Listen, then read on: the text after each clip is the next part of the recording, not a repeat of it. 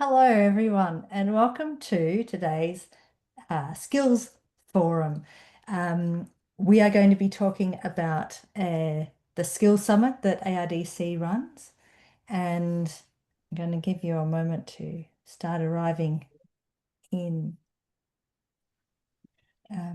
My name is Liz Stokes. I'm going to be your host today, and we have an excellent um, speaker, my esteemed colleague and manager, actually, Kathryn Unsworth, from the Skills and Workforce Development team here at ARDC.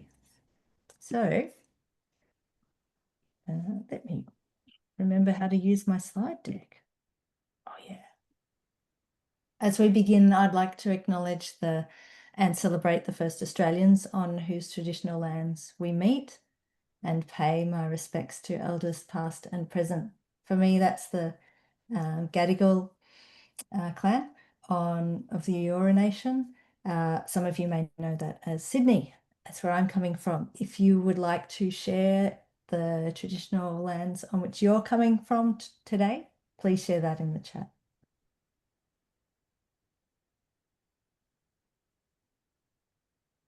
Okay. All right. A little bit of housekeeping. This session, the first half, at least our talking bit, is going to be recorded, and then we'll move into a more informal discussion and take you through a Miro board interactive feedback session around how we build the Skills Summit. So I encourage you to turn on your video now and use Zoom reactions throughout. Be vociferous or typily in the chat. Bring your questions in as we go, and we will refer to those periodically. We have a code of conduct for today's workshop. Yes, let's call it a workshop. And please refer to that if you would like to. We aim to create a positive and inclusive space here. That's important for our community goals and engagement. Okay. Okay, so for those of you, if this is your first forum, these exist to shine a spotlight on the kinds of skills that researchers need to engage with national research infrastructure and participate in a national research data commons. We run them, the best people who are involved in delivering those skills to researchers are the trainer community across Australia. So this forum, this series of forum functions as a way to do that. In fact, we want to be able to bridge that gap between our annual skills summits and develop this open assembly of skills practitioners. Okay, so we thought we'd start off with a theme for the Digital Skills Summit. That theme is one word, and it's listen. And I'd like you to think about this as we engage in today's discussion. These here are the three aims, but Kathryn, you might, in fact, may end up unpacking some of these, but I'll share these with you everybody at the start to inform our discussion. So the reason or the three aims we want to get out of Skills Summit in 2025 is to firstly showcase successful digital skills training programs and resources, particularly those delivering at scale. Secondly, to facilitate discussion and knowledge exchange on key issues for data and digital research skills trainer community. And finally, to provide networking opportunities for that structured and serendipitous connections among the trainer community. So without further ado, I'd like to hand over to Kathryn, who will give us an overview of the kinds of things that we have done as a skilled workforce team and how we've managed the Skills Summits over the last several years. So take it away, Kathryn. Thanks, Liz. I think you'll probably need to unshare, will you? So I can share my Yeah. screen. Okay. Screen 3. Can I just get a thumbs up that you're seeing my screen? Great, thank you. Hi everyone. As Liz said, I'm Kathryn Unsworth and I manage the Skilled Workforce Development team at the ARDC. As we set the stage for today's ARDC National Skills Forum and prepare for the consultation segment of this session, we thought it would be beneficial to provide a brief retrospective on the ARDC Skills Summits from 2019 to 2024. This is especially important for those of you who may not have attended a Skills Summit before. My aim is to briefly reflect on the key takeaways from our past summits, highlight what worked well, and share some of the things we agonised over. Hopefully, this reflection gives you some food for thought when we open the discussion and seek input from you, our trainer community, on how best to shape and focus the 2025 Skills Summit. Your insights and feedback are invaluable as we work to create an event this year that centres on better meeting your needs. Very similar to the overarching aims that Liz put up on the screen. I feel these three aims are across every skills summit that we run, and obviously we sort of dig deeper into more granular aims as well for each. And for the upcoming summit, listen is a really important and imperative thing that we all need to do as we're working in the skills and training space. So on each of the subsequent slides, you'll see a coloured box in the bottom right-hand corner, which outlines some of the details of each of the skills summits. And in the interest of time, because I'm going to go over, I know I will, I won't speak to these, but essentially these boxes provide context around format, duration, who we collaborated with in developing the program for the summit, and who was the specific audience for each of these summits too. So please feel free to connect that information with what I will speak to, which is the aim, the outcome, and lessons learned for each of the skills summits. And okay. Right. So first up was the 2019 Skills Summit. Now, I didn't attend this one in person. I wasn't at the ARDC at that time. But the main aim of that, as with all skills summits, was to bring together key stakeholders to collaborate on the development of a digitally skilled research workforce.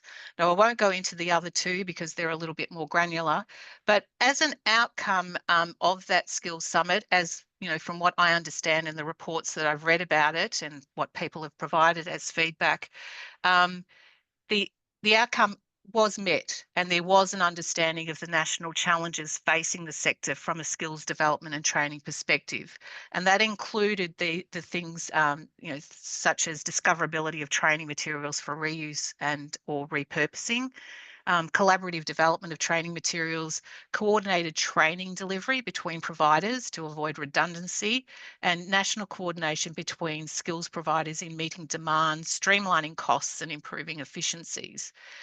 And I'm a little hesitant to sort of list a lesson learned, but from some of this feedback that I received, one of the days was very focused on presentations. It was a whole day of presentations, and the feedback was that there needed to maybe be a little bit more balance between the presentation components of the program with more participatory activities. So less talking at and more talking with attendees. So the 2020 Skills Summit, this one brought together the ARDC, its partners and other key stakeholders to collectively shape collaborative working alliances to address the challenges that were identified during the 2019 Skills Summit. So we wanted to follow up on that big kind of, you know, summit, which was a summit, and see what we could do, what actionable things were there that we could do. And an outcome of that was the formation of 4 working groups. So there was the Skilled Trainers Facilitators Working Group, the National Training Registry Working Group, Jointly Developed Training and Materials Working Group, and the Research Support Professionals Working Group.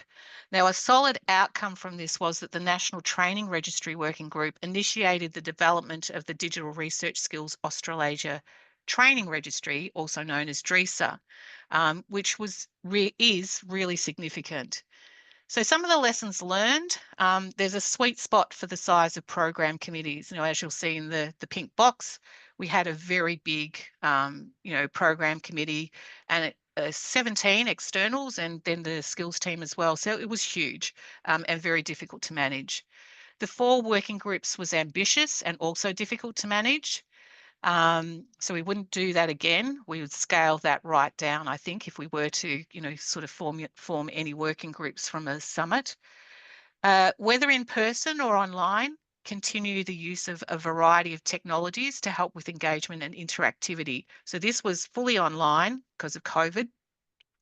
And so we did use a lot of those sorts of technologies, and they do work in both environments, and obviously also hybrid. So it does make sense to continue using those kinds of tools.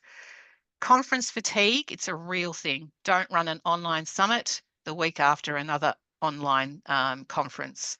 But mud in my face, because you'll see why later on in this presentation. Then moving on to the 2021 Skills Summit.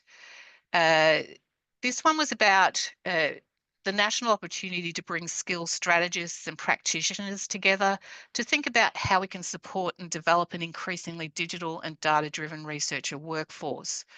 Now, this was run and embedded as part of the Aero eResearch Australasia conference.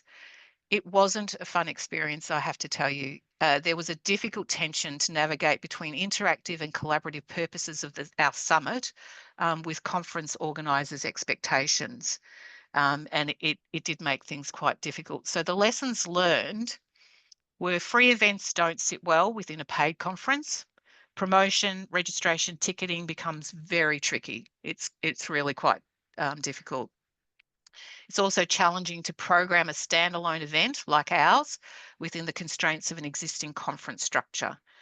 That was really quite hard too.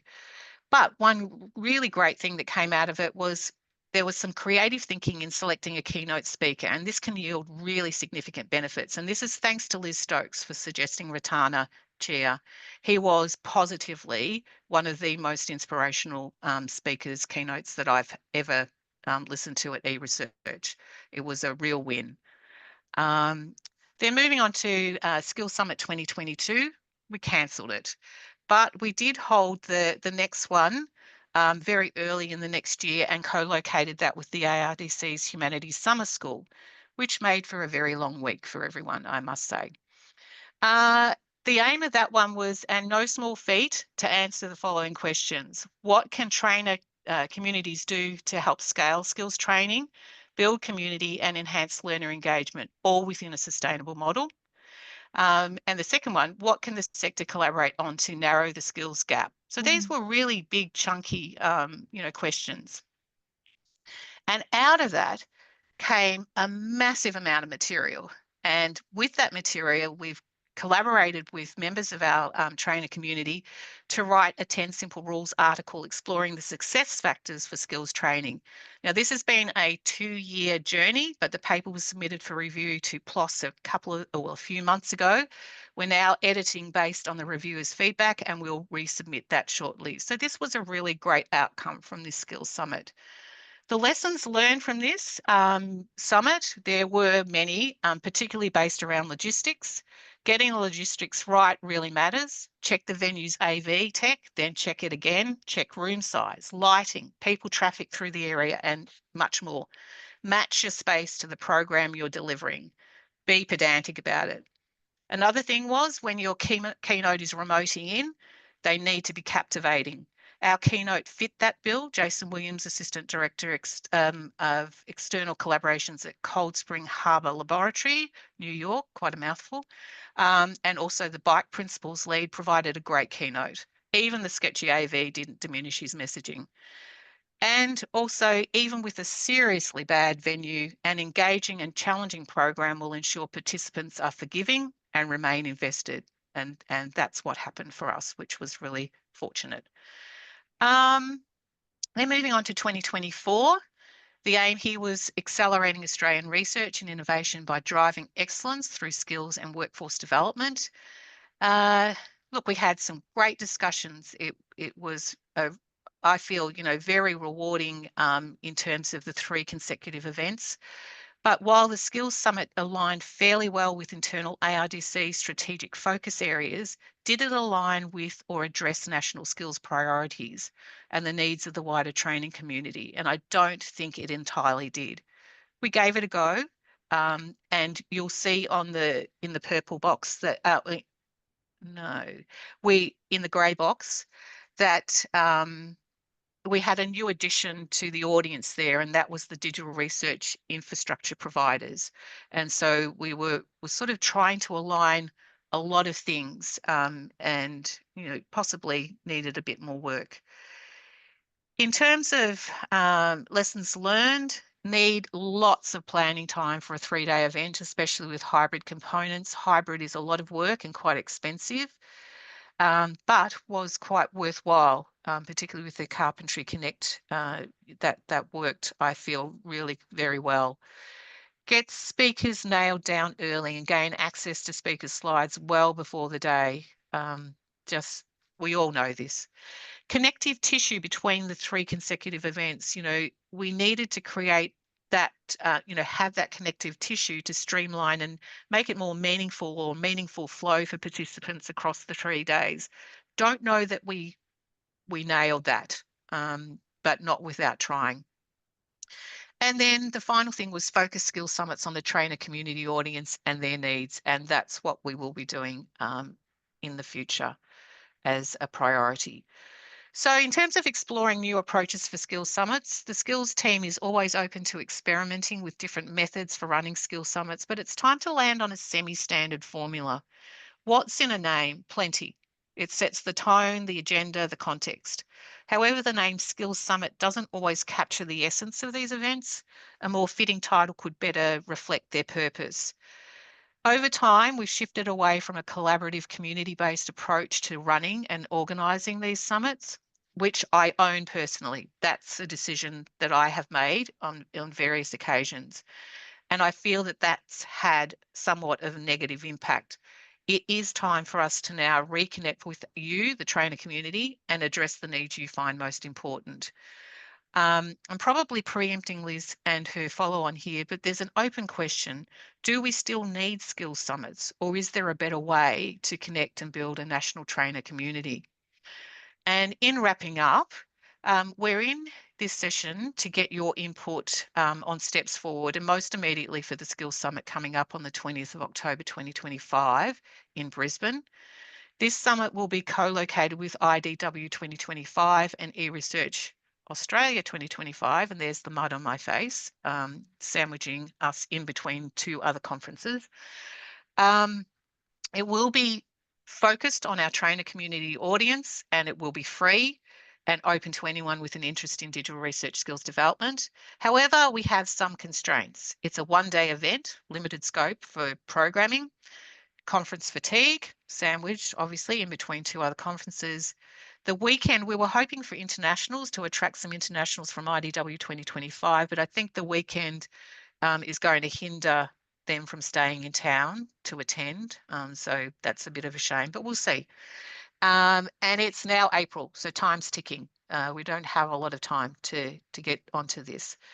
We have started obviously planning, but this consultation is the first step with the community to get some ideas and input from you. It's worth noting that today's Skills Forum session isn't only about the 2025 Skills Summit though. We would, and whether we continue in subsequent years with other summits, or if we do that, what those future summits should look like. Anyway, I'll now hand back to Liz to facilitate the rest of the session. Thank you, and happy to answer questions. Stop sharing. Okay. Thank you, Kathryn.